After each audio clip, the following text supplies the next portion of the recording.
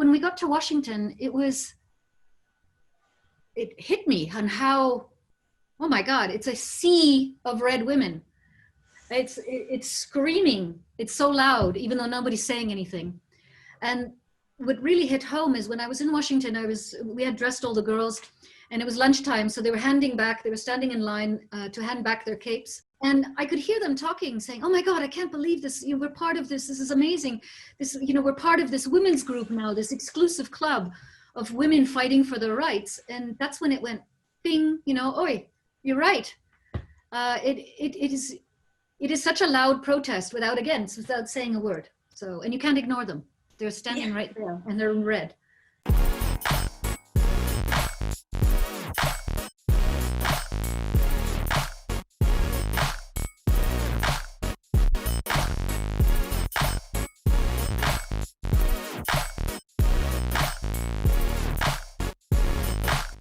Natalie, can you please explain what a costume designer exactly does? First of all, thank you for having me. Let's see, the job is so vast. I think the first thing that we do is when we receive the script and we have conversations with the director and the DOP, the director of photography, and the writers. They have a vision, and essentially my job is to make their vision into 3 dimensions, which also translate into the psychology of the character, and hopefully layering those characters with a lot of depth.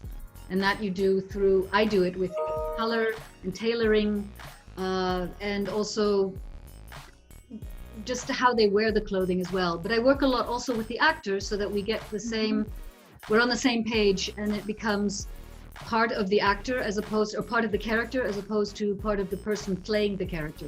We do a lot of research, and then we put things into motion in terms of with the cutters and the craftspeople that are building things for us. Eventually then you do the fittings, you get approval from the studios and from the writers and directors and whomever you have to have this conversation with of the creative source, and then it goes to camera. So that's what we do. Very nice. In a nutshell. There's much more. Yeah. How did you start your career? Long time ago, I learned to sew at home because I come from a family of sewers. A lot of the ladies would build dresses and so on, and knitting, and I actually wanted to be an opera singer. Wasn't so good. I wasn't great. I was good. And I didn't want to be in the chorus all my life, so I decided, how can I stay in the theater and opera and not sing? So I thought I would do costumes instead because I could draw and sew. And so I had the best of both worlds for a while. So that's how I got into costume design. And how did you end up taking on a role on The Handmaid's Tale? That's a funny story, actually. Anne Crabtree, who was the original designer, we were friends from about 10 years ago, and she came to Toronto with this project, and I was on another Margaret Atwood project that we were doing that summer called Alias Grace. I was shopping the fabrics for her on the other show. And she called me and said, I need people. Do you know anybody? It's so busy. And I said, well, I can't help you right now, but let me see what I can do. So she ended up hiring a skeleton crew, and she brought me aboard. I ended up giving notice on the other. She brought me on board, and I was sort of the assistant designer, the buyer, the whatever we needed sort of thing. And as it turns out, the supervisor, who's the one who deals with all the money in the department, ended up quitting. And everybody went, please stay. So I stayed, and I stayed for 2 years because Anne and I are also good friends. And then she had another project, and I was a natural fit to take over because I had been there sort of from the very first fitting with Elizabeth Moss. And I understood the story, and it was shorthand. I didn't have a lot of explaining to happen to why are they wearing red and teal and brown, and so it was a nice fit, the shoe fit. So we're talking about the second season where you were a costume supervisor alongside Anne Crabtree, and the last season you took over as a lead designer.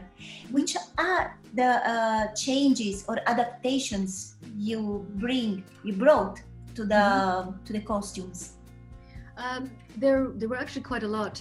It's hard to see because I couldn't just change everything, of course not, because then that doesn't make sense in the story. Yes. It was interesting because the story had gone from being in Boston, where we had one society, and then the saving grace for being able to create new is we went to Washington, where it was more pious and much more austere. So the women had to be more covered up. The wives had to have higher necklines, lower hemlines. The tailoring became sharper. I created an army. What else? There were new things. I'm trying to think. Apart from the hundreds and hundreds of children we had at the end. Yes. I think the biggest thing that was the veiling. All the women in Washington had different veils. The handmaids had the veils that covered their mouths, and left only this then in terms of skin that was exposed. The Marthas, they had a veil that was part of their turban. Not turban, but their head wrap that they could unwrap and just cover over their faces. The other Econo wives had a cowl they just pulled over their heads. And because of the commander wives were sort of the jewels of the crown, they weren't really covered up, but they had to pretend like they were playing the game. So I gave them a little with a net, but their lips were exposed because that's very sensual, which is a forbidden fruit. But they also were not to be touched. So I was playing with what was exposed and what was not. So yeah. We were talking about all these women because in Handmaid's Tale there are a very large range of women that are represented. The handmaids, the Marthas, wives. What are your consideration for each category of these women? Well, in the society, Margaret Atwood's book had set out very specific jobs that they all had, and I had to take into consideration that, as well as Margaret Atwood's color palette, because this is all in the book. Essentially, the red for the handmaids was their fertility, which once they got to Washington, and it became a sea of red, and the red became very powerful, and it was a little like Gandhi protesting. It was Gandhi-esque in the sense it was quiet, but it was strong. So the red in that sense turned from being fertile and the menstruation, let's say, to anger and rage and fire. And you could see that after June had to put the dress back on after she killed the commander. And it was now becoming a disguise. With the Marthas that were the homemakers, their colors were earthy. You know, it was the color of sage, the color of wood. It was natural linens. So they were the homebodies. The Econo people were gray. So they were the people who took out the garbage, who painted the houses. They were the retailers. They were to just fade in the background and become walls, like part of the wall. The commander wives, because again, they were the jewels, they were the pretty women. They're the only ones who were allowed to have anything exposed, if like very little, but if anything. Their colored teal is representative of water. And even though they were subservient, water is the only mineral or the only element that can actually bend steel. So it's a very subversive power play between the different colors. So that's amazing. Yeah, the color palette is really, really, really important in the Handmaid's Tale. Very. Yeah. Very. It's almost a uniform, so if you look across the room, you can tell who is what. It's sort of like the postman or the mailman or the, you know who is what and who belongs where. So, yeah. And how challenging was to make the costumes for huge scenes, like the Lincoln Memorial or like the Gala, for example? Well, the funny thing is, because Washington last year, there was something politically going on, and I'm Canadian, so I hear all the news and I know it's next door, but it's not my main focus of politics. I hear it going into work in the car sort of thing. And they were going to shut down all of the mall at some point, at some date that we were going to shoot.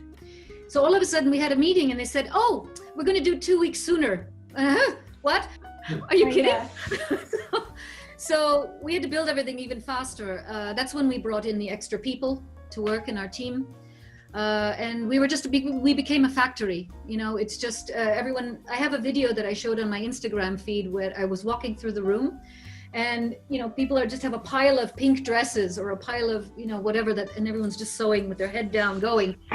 And then 2 weeks later, we had the gala with 52 background dresses plus the cast, all individual, and tuxedos. Wow. It was. Wow.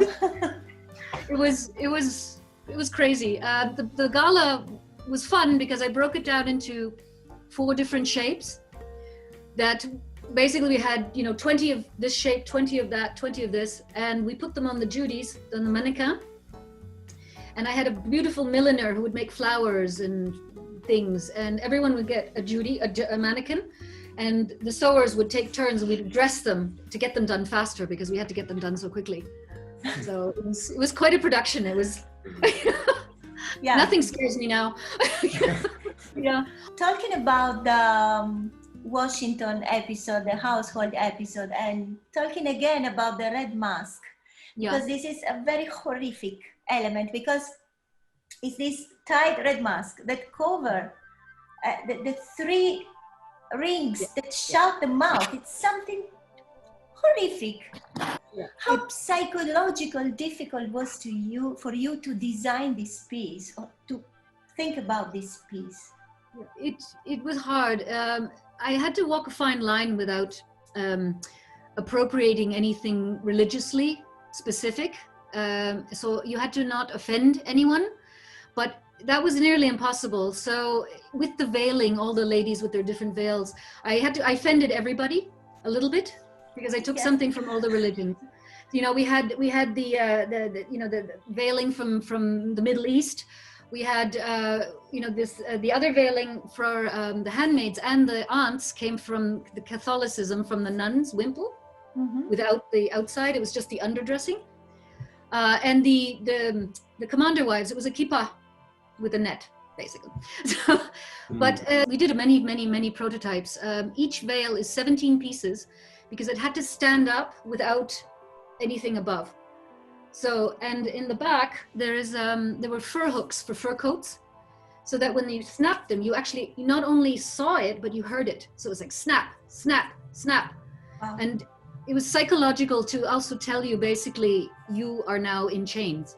What type of research did you do for this show, and where did you get the fabrics, for example, and the garments? Well, the fabrics, they came from Canada. I found some mills that made, there was one mill in particular, it's a family-run mill for, I think, 5 generations now, not too far outside. And they make uniform wool. So all of anything that had a big color, like all the capes, we had 1,200 meters.